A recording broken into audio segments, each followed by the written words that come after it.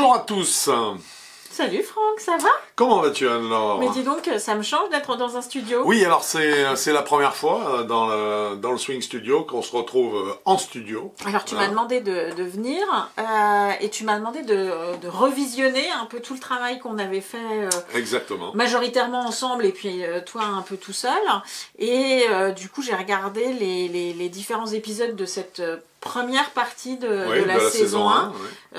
Donc finalement tout ce qui concerne la partie statique. Statique, exactement, exactement, qui comporte elle-même 3 phases, donc grippe, alignement, posture. Et ce qui moi m'a fait plaisir quelque part en le regardant, c'est qu'en le revisionnant, j'ai réappris des choses.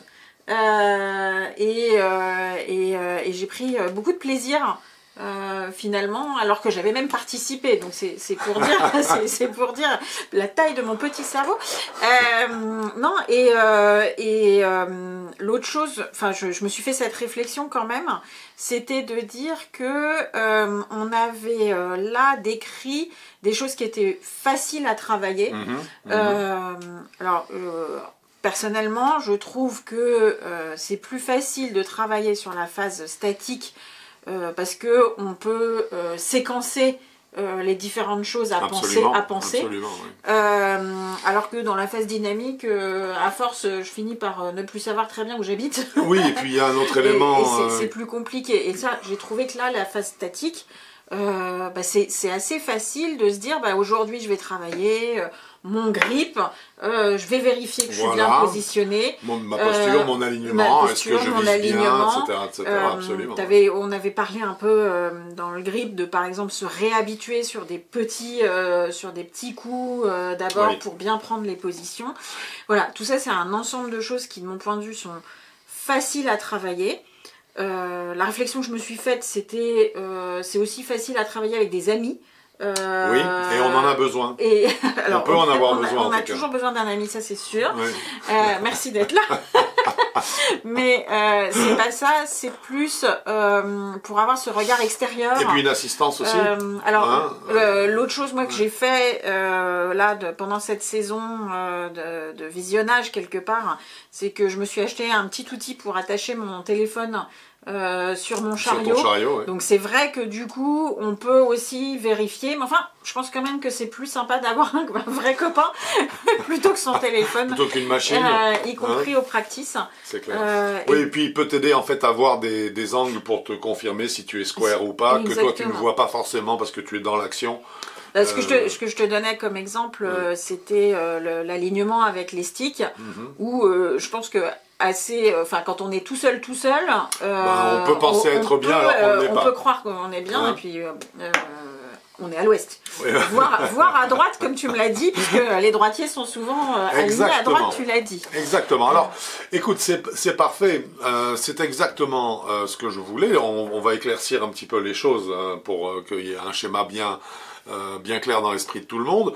Cette saison 1 donc est composée de 2 phases, une phase statique qui est celle que nous avons travaillée, c'est celle sur laquelle tu es en train de réagir, puis une phase dynamique, et comme tu l'as dit très justement, nous venons de terminer la phase statique, puisqu'on a travaillé les 3 points qui la composent, à savoir le grip, la posture et l'alignement, qu'on peut prendre dans un sens ou dans l'autre, ça peut être aussi l'alignement, le grip, la posture.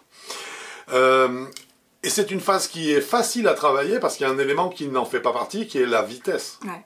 Le club n'est pas en mouvement, il n'y a pas d'exécution en soi, et donc c'est une phase que l'on peut facilement travailler.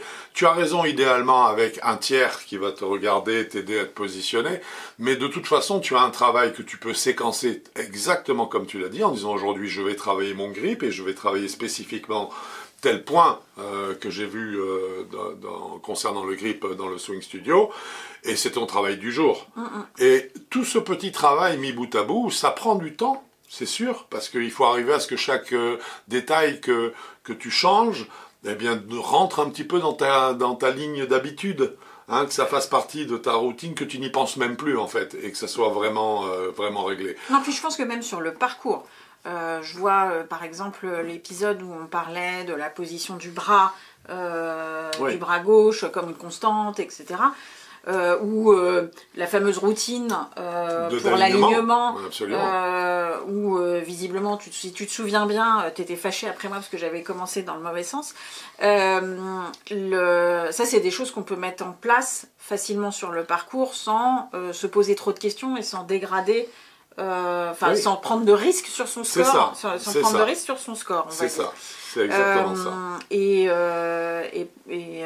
probablement pour le bien, pour le bien, mais du coup voilà, c'est quelque chose qu'on peut travailler au practice et en même temps sans faire perdre du temps à tout le monde dans une partie de golf parce que quand même c'est important, la vitesse de jeu, et voilà, faire attention à se dire bon bah moi là je pense à ma routine et par exemple à mon bras gauche, voilà, et que ça sur les 18 trous, et c'est les seuls points sur lesquels tu dois être concentré pendant 18 trous, c'est exactement ça. Je prends pas de risque sur mon score et je ralentis pas tous mes camarades en perdant 8 balles de golf sur mon drive au 2. Exactement, mais tu viens là tu le résumes parfaitement. Il est évident que tous les points qu'on a vus ensemble et qu'on a travaillé ensemble, ce sont des points qu'on a énumérés. Ils font partie, moi, personnellement, de ma routine quand je viens frapper une balle de golf. Il est évident que je ne pense plus à aucun de ces points-là.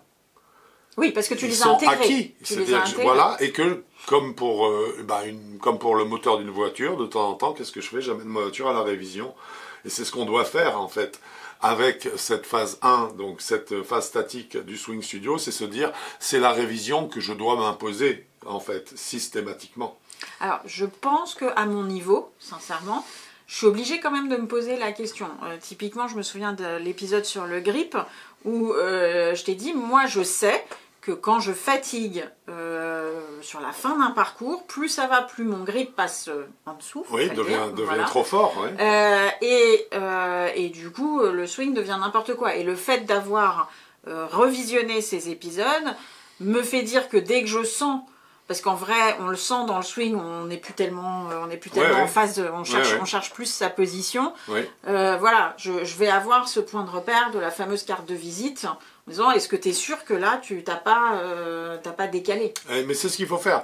On doit systématiquement vérifier. Non, mais alors, ce que je voulais dire, c'était, je vais plus souvent à la révision de ma voiture que toi. Oui, alors, peut-être. Oui, c'est sûr, mais au moins, tu as des points, je dirais, tangibles sur lesquels te raccrocher. Et tu te fixes un objectif, tu sais que tu vas vraiment travailler cet objectif-là. Tu ne vas pas dériver petit à petit sur un élément plus secondaire, par exemple. Hein. Donc, là, il y a un travail, c'est un travail à fournir, c'est vrai. Alors le mot travail au golf, ça ne plaît pas du tout, parce que le golf c'est un plaisir, c'est du plaisir, et qu'on vient mêler au plaisir la notion de travail, d'effort, de répétition, etc. Mais vous verrez qu'au bout d'un moment, on en tire un grand plaisir. Non, c'est le cas dans tous les sports, il y a aucun c'est dans tous les sports. Il y a aucun sport qui se fait sans travail. Exactement, si on veut être performant, en tout cas. Voilà, oui, tout à fait. Exactement. Donc le golf n'échappe pas à la règle. Il est évident que là, il nous faudra pas mal de semaines pour arriver à constituer, je dirais, suffisamment un stock de vidéos suffisant pour attaquer la phase dynamique. Cette phase statique, justement, profiter de ce temps pendant lequel les vidéos se préparent pour travailler justement cette phase statique, cette phase de la saison 1, la première partie de la saison 1, parce que c'est elle, au bout du compte, qui va le plus conditionner les mauvais coups et les bons coups, au contraire, que vous frapperez demain. Il faut savoir que tous les enseignants vous le diront, de toute façon, la naissance des défauts se produit dans la phase statique et jamais dans la dynamique, ou en tout cas c'est rarissime.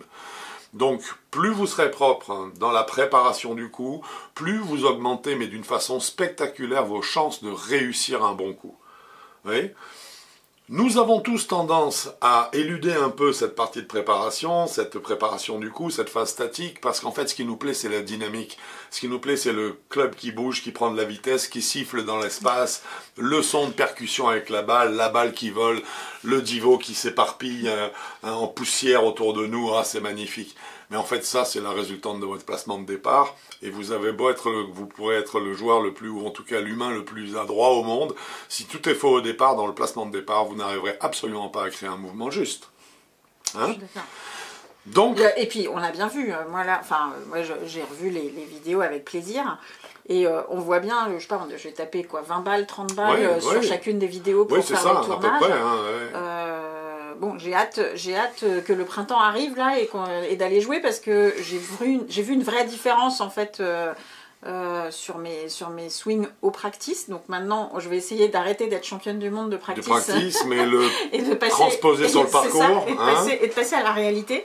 Mais c'est sûr que même si voilà, j'avais un certain niveau avant de tourner ces vidéos, ça a clairement fait consolidé. Ça a consolidé peut-être et ça a fait du bien. Voilà, non mais c'est important de le dire. C'est important de le dire parce que c'est une réalité. Hein, je veux dire, plus on est juste... Je n'ai jamais vu de ma vie un joueur parfait devant la balle.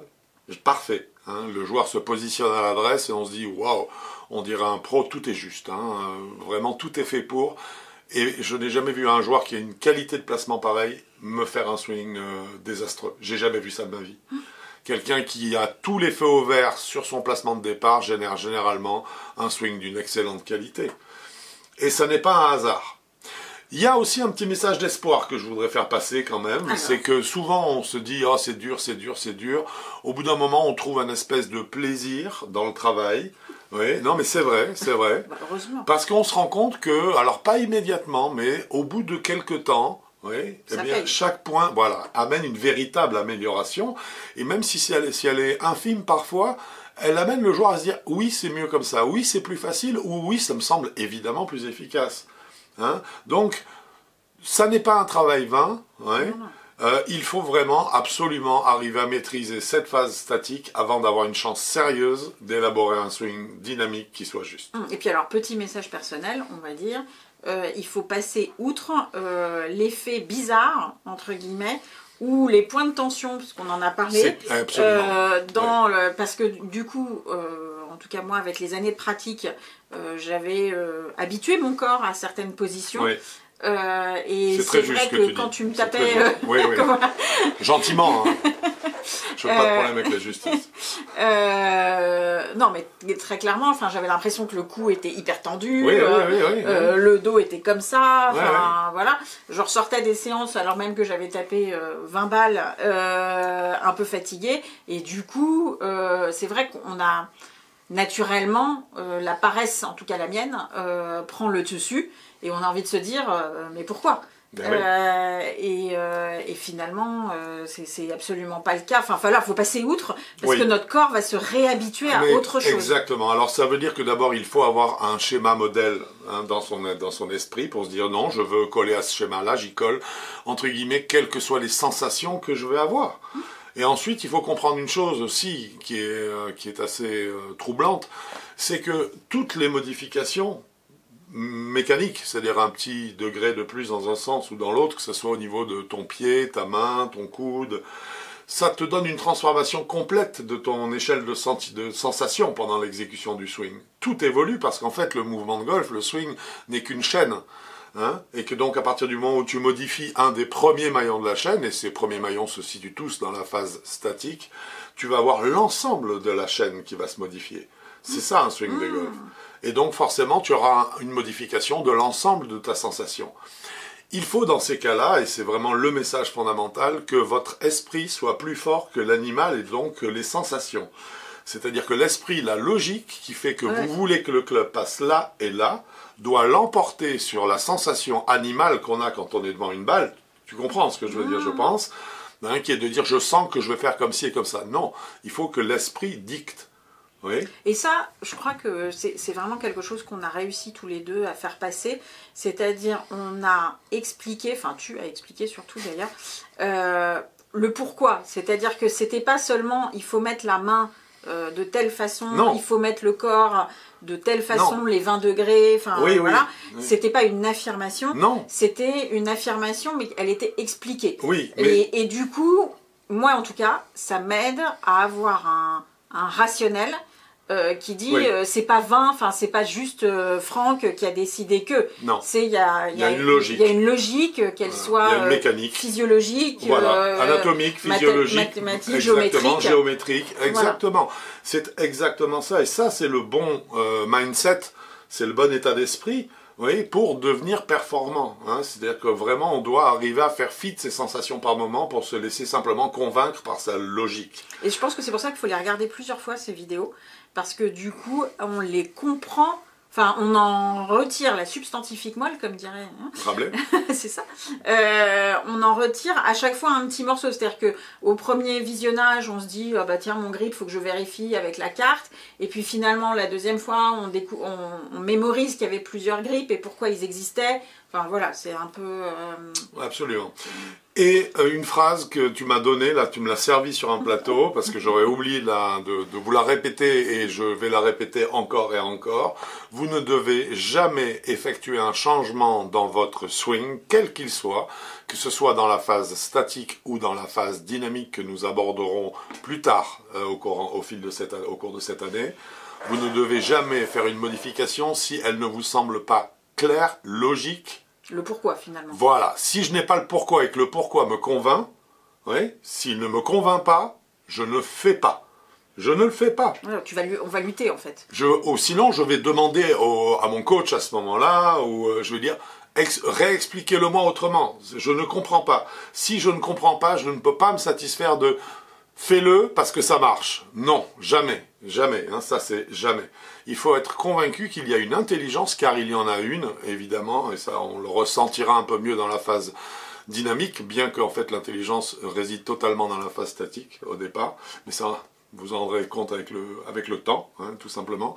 Mais donc soyez d'abord convaincu. Si vous êtes convaincu, si votre esprit vous dit oui c'est logique, allez-y et le swing deviendra logique, donc facile. Voilà ma chère Anne-Laure, quelques petites informations à vous donner. Vous l'avez donc bien sûr compris, cette première partie de la première saison du Swing Studio est terminée.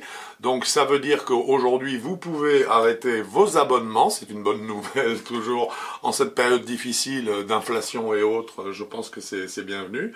Et bien sûr vous serez informés dès que les vidéos de la saison 2 seront suffisamment avancées pour qu'on puisse, je dirais, respecter un timing qui m'est cher également, mais qui n'est pas toujours simple à tenir en France en ce moment. Voilà. Ça marche.